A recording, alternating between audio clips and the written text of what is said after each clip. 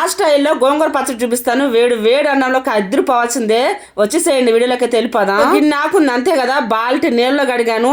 ఆకు మధ్యలో ఇసుకుంటది, బాగా వాష్ చేసుకోండి ఆకును ఎప్పుడైనా కడిగేటప్పుడు. కడాయిలో ఎండుమిరపకాయలు, ధనియాలు, జీలకర్ర, కొద్దిగా మెంతులు డ్రై రోస్ట్ చేసిన ఒక్క చొక్క ఆయిల్ పోయలేదు నేను.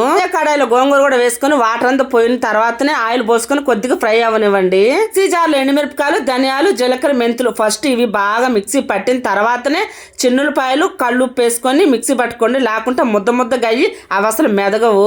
బాగా కడిగిన రోలు తడారిపోయిన తర్వాత రుబ్బుకోండి. మీకు రోలు ఉంటేనే రుబ్బుకోండి, లేకుంటే మిక్సీ జార్లోన రుబ్బేసుకోండి. గోంగూరని కచ్చపచ్చగా దంచుకొని మిక్సీ పట్టిన మిరపకారం వేసి ఒక ఉల్లిపాయ కట్ చేసి వేసుకున్నాను. దాంట్లో కొద్దిగా స్మాష్ చేసుకున్నాం అనుకోండి, టేస్ట్ భలే ఉంటది. చాలా మంది చింతపండు కూడా వేసుకుంటారు కానీ నేనైతే వేయను, ఎందుకంటే ఈ గోంగూర బాగా పుల్లగా ఉంది.